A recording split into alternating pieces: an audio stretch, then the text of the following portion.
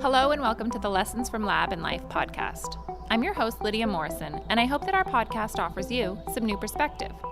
Today I'm joined by my colleague, Nathan Tanner. Nathan's a senior scientist in the NEB Nucleic Acid Replication Research Group. Thanks for joining me, Nathan. Thanks for having me. Nathan and I had the opportunity to interview another Nathan, Nathan Schoepp, a graduate student at Caltech, who was one of the 2019 Passion in Science Award winners. Nathan's work is a great demonstration of how loop-mediated isothermal amplification, or LAMP, can be used for point-of-care testing. He developed an assay that takes under 30 minutes and can accurately measure antibiotic resistance from real clinical samples. This allows antibiotics to be prescribed more conservatively for better antibiotic stewardship and used more effectively for better patient outcomes. Hi, Nathan and Nathan. Thank you both so much for being here today. Hi, Lydia. Hello. So I wanted to ask you a little bit more about antibiotic resistance and how concerned the public should be with antibiotic resistance, and is it something we're talking about being very concerned about right now, or something that we're thinking about being concerned about in 10 years? Yeah, I think it's definitely something we need to be concerned about right now.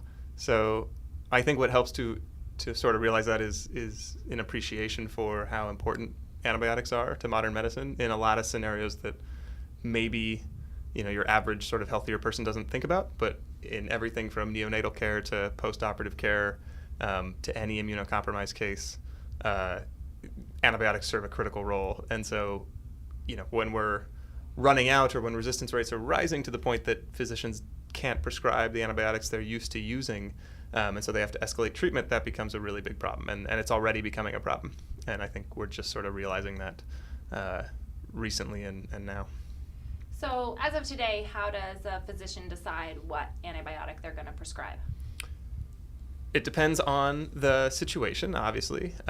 In your sort of outpatient scenario or, like an STI clinic, you can imagine people come in, they get diagnosed with an infection, a bacterial infection, and the physician doesn't necessarily have a relationship with them. And so what that means is they have to make a prescription on the spot, and so they do empirical prescribing, which means they take the evidence at hand and then decide which antibiotic to prescribe. But obviously in those situations, they're going to prioritize patient outcome over anything else, even stewardship, which a lot of physicians care about and are very aware of, but it's just a hard balance to strike when they don't have the information they need before prescribing the antibiotic.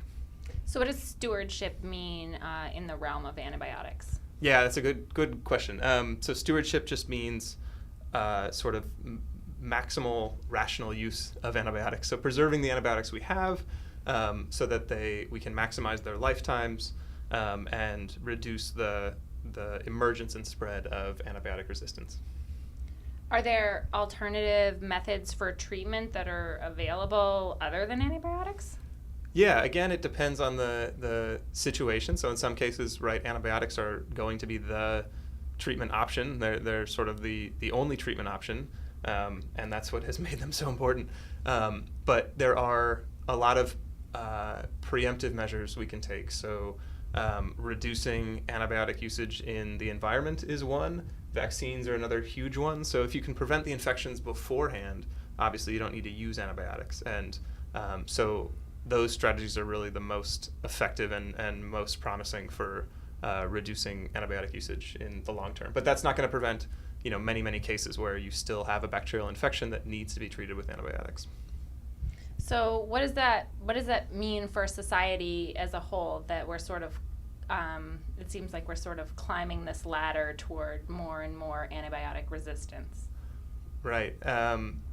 So basically it means that as resistance emerges, so you get new mechanisms or transfer of mechanisms from one bacteria to another, that physicians, so as resistance rates increase, physicians have fewer and fewer options that they can safely use. And by safely, I mean that they can guarantee the antibiotic they're prescribing is going to treat their patient's infection. And so when you can't guarantee the outcome, what is done, again, depending on the scenario, but quite often is treatment will be escalated to a broader spectrum or a second or third line antibiotic And then obviously we start using those more, and the cycle continues, and you get new mechanisms of resistance emerging and spreading to those antibiotics as well. So it's sort of it speeds up the resistance cycle, which is a natural cycle. I think it's important to remember. But that's really the issue. And then all of a sudden you end up where you only have one viable treatment option left, right, in terms of the recommended treatments. And so that's really the main issue. Are there a lot of new antibiotics in the pipeline, new treatments to come to hopefully help with some of this, or is that all a long way off? Yeah, you would hope. There aren't a lot, and that's sort of a whole other issue and one that absolutely needs to be addressed as well. But there's not necessarily a lot of motivation for making new antibiotics. And this sort of goes back to another solution to the problem, or a piece of the puzzle sort of is we just need increased capital going towards this problem, both human and financial. So there are incentive programs that basically make it profitable immediately if a pharmaceutical company, for example, was to develop a new antibiotic, they can get a reward or something like that so that they can pay for a lot of their R&D, because what happens now, if they were to do that, a lot of times that antibiotic will just sit on the shelf, right? It'll become the new last line antibiotic that everyone wants to preserve, and so it's not being used, they're not making money off it, and so it's sort of understandable that there's not a lot of motivation there, even though it's a huge problem. And I know there's a good deal of awareness with physicians and medical treatment, but what about in, say, agricultural uses and things like that, where there's a lot of antibiotic use that perhaps isn't necessary, but is certainly a big driver of this problem? Right. Again, I think the problem there is anytime you use antibiotics, you're giving all these bacteria the chance to develop resistance, and as soon as you develop resistance in one pathogen or a new mechanism emerges, a lot of times it can spread and then eventually find its way back to cases where bacteria are infecting people, and again, that's really the heart of the issue. So I think that's an excellent point, as well as sort of environmental stewardship, as well as I don't know what you might call personal stewardship in treating people. And developing resistance, it's hard to fight against. It's natural, right? The bacteria are supposed to do that. Right. Yeah. I mean, it's they're pretty incredible in that way, right? I sort of have a lot of respect, you could almost say, for bacteria. Yeah, it's totally natural, and that's another thing to appreciate about antibiotics, right? They're one of the few drugs that the more you use them, the less efficacious they become, which is just not the case for many, many drugs. And so they do have a fixed lifetime, right? But we do have enough that if we were to really maximize their lifetime, or if you knew every time you prescribe the full susceptibility profile, so you knew exactly which antibiotics you could use, then physicians could make really rational choices about which to prescribe, and they can guarantee patient outcome, which is obviously the priority. So how do we currently monitor antibiotic resistance? So currently, what's done, if you want to find out which antibiotics a pathogen is resistant or susceptible to, they'll take a patient sample, like urine, for example. They'll ship it to a central laboratory that will isolate the bacteria from the sample. They'll grow it up, and then they expose it to a bunch of different antibiotics at different concentrations. And that gives you basically what's called the susceptibility profile for that infecting bacteria. And they know for a given antibiotic what concentration will kill that bacteria, and then from that they can categorize it as either susceptible or resistant or intermediate, and then they can prescribe based on that information. The problem is obviously the speed at which that happens. A lot of times physicians and or patients can't wait long enough to that 2 to 3 days, and so that information doesn't end up getting used at all. But yeah, so that determines the bacterial phenotype, which is really what physicians care the most about. So can you tell our listeners how your method of antibiotic resistance detection works? Sure. So what we started thinking about in the lab, a lot of other people, including myself, when this started, was a way we could determine phenotype, like I described. So that means the response of bacteria to antibiotics from measuring DNA concentration was sort of the initial method. And the reason that's so advantageous is you can make those measurements really quickly after a very short antibiotic exposure. So we're still looking at the phenotype, but now we can shorten the assay time really significantly to a point, under half an hour that we think is applicable to what's called the point of care, which is the place antibiotics are being prescribed. So in theory, if we were to translate this methodology to a device that we could put into clinics, doctors could take the patient sample and in half an hour run it and now know the susceptibility profile of the bacteria that is infecting the patient they're working with, and then make a very informed prescription initially, right? So they don't have to go back, they don't have to wait for results, they don't have to change a prescription, they don't have to recontact that patient, and they still have all the information they need to make the call. So can you test multiple antibiotics in the same test, so you'll know sort of like where the threshold is and then the possible antibiotics that would treat an infection? Yeah, so right now we can test multiple antibiotics is really just a matter of sort of multiplexing the same methodology. So the important thing is validating that you get a response and that we can actually test for susceptibility to a lot of these different antibiotic classes, which wasn't obvious immediately, and that's sort of one of the first proofs of concept we performed, was showing that even for antibiotics that don't directly impact nucleic acid replication, you can still measure nucleic acid concentration on the back end to determine susceptibility. So that is really more of sort of a piecing it all together at the end, figuring out how to put this all on a device, but it's such a simple workflow that we're pretty confident that that's possible. You mentioned doing things at the point of care and assays for that kind of setting. You touched on speed. They got to be fast, they got to be really simple, and they can't be too expensive or require sophisticated instrumentation. So how does your method handle those hurdles? That's a really good question, and I think also something that most people, including myself for sure, did not appreciate.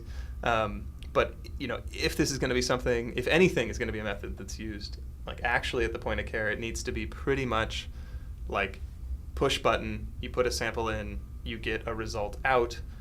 We were talking to one of our collaborators, and they told us at a big microbiology lab, and they said if it's bigger than a shoebox, they're just not going to have space for it. And that was also kind of eye-opening because that's obviously not very large. And so these have to be very compact, very simple, and very rapid. We touched on the time earlier. So the way our method is addressing these issues, which you really have to care about if you're going to make a point of care diagnostic or assay, is basically thinking about them up front and trying to stick with something that's a very simple workflow. So, for example, our method only requires one splitting step with the control and then a treated or antibiotic treated sample for each antibiotic you want to test. So that's relatively simple fluidic handling there. Then you need an extraction step to isolate the nucleic acids, DNA, in the case of our UTI work. And so again, that's relatively simple. We use a one-step extraction buffer that's compatible with our readout methodology. And so, yeah, I think to answer the question, basically, we've thought about these things up front. We don't require, a microscope on the back end or a mass spec or things like that, which obviously give you, incredible capabilities in certain scenarios. But for something, again, at the point of care, we're really trying to stick with things that we think can be incorporated into, again, that sort of shoebox size device. And how does affordability factor into thinking about fitting things into that shoebox size and making them sort of achievable in every doctor's office? Right. Again, that's a great question. And we think primarily, we're focusing mainly on the methodology right now. But again, we don't require any fancy instrumentation, to put it sort of plainly. And then in terms of reagent cost, we consider it, but it's sort of down the road a problem that we think, with economies of scale, et cetera, wouldn't be too much of an issue. And again, there's nothing super expensive in our assay. These are, would be about as cheap, hopefully, as the current broth microdilution method, right? You got to pay for the antibiotics that you're going to test, and then you're obviously going to have some sort of consumable part of your device that would, probably be injection molded plastic. But beyond that, You could think about having a reusable base station or section of the device that you don't throw away that has the heating and the analysis components in it. Mm-hmm. And so hopefully the test itself, the cost of each single test would be pretty low cost.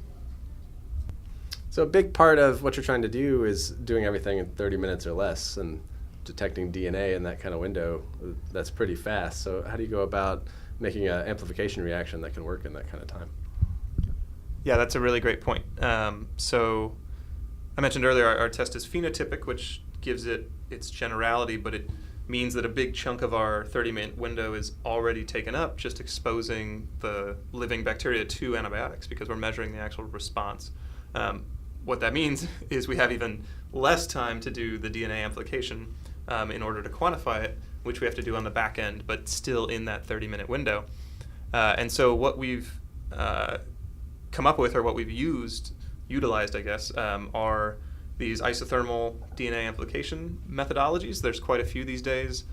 We optimized one called loop-mediated isothermal amplification, or LAMP, using NEB reagents. And what we found was that through a little bit of optimization and careful primer design, we could get really, really rapid amplification reactions such that we could amplify and count single molecules of DNA in 5 to 8 minutes. And that sort of power of speed, I think, is really special and really unique to DNA, right? I can't think of another biomolecule where you can quantify single molecules that rapidly.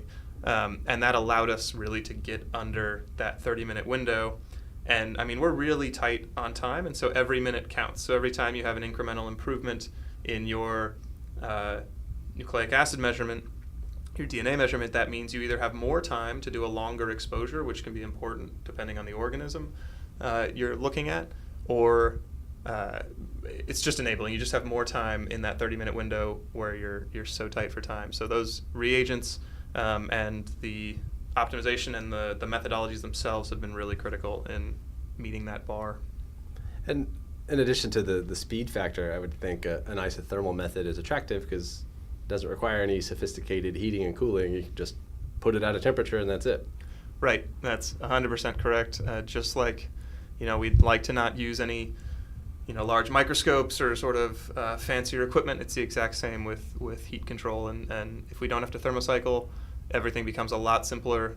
There are also methodologies, as you know very well, out there for doing really robust but rapid and simple, colorimetric readout, which you could do by eye, or there are lateral flow assays for looking at amplification of DNA as well. And so, we've thought about incorporating those. One issue we have is we do need to make a very sensitive measurement of a very specific measurement of DNA concentration. And so right now, to achieve that sensitivity and specificity, we have to stick with measuring, basically counting single molecules, doing what's called a digital assay. But we've thought about ways to incorporate even simpler readout, because again, you can't be too simple for point of care. And so that's been exciting to think about. So it sounds like a lot of the proof of point research that you've done for this has been with UTIs and E. coli, but is this the type of technology that could easily be applied to other point of care diagnostics? Yeah, I think there's certainly a lot of, you always learn something when you build a new diagnostic, and there's certainly a ton of applications for rapid or optimized LAMP methodologies, for example, for measuring DNA, in terms of identification of different infections. That alone, is very helpful in a lot of situations. So that's one alternative application I can imagine. And then beyond that, another challenge I thought you might ask was different organisms, because E. coli is pretty fast, rapidly growing. And that is certainly a challenge, but it's one we're working on, and we've come up with some, I think of as fun methodologies that weren't trivial to develop, but now we've got them working pretty well, where we can look at basically sort of secondary effects. We can look at what the antibiotic impacts, and then think of ways to link that to DNA concentration, which we can obviously measure, as I mentioned, really quickly on the back end. And so now We've applied that to some slower growing organisms like gonorrhea, and then a family of bacteria called the Enterobacteriaceae. So those are both exciting directions that should be coming out soon. Thanks so much for being here today, Nathan. Thank you. And honestly, thank you for being a champion of antibiotic stewardship and for all your efforts in applying LAMP technology to point-of-care diagnostics in order to preserve antibiotic for future generations. That's what we hope. Thanks for enjoying this episode of the NEB podcast. Be sure to tune in next time when I'll be joined by Jonathan Gutenberg and Omar Aboudieh, the first McGovern Fellows of the McGovern Institute for Brain Research at MIT. They'll share with us their thoughts on applying CRISPR gene editing technology to study the mechanisms of aging.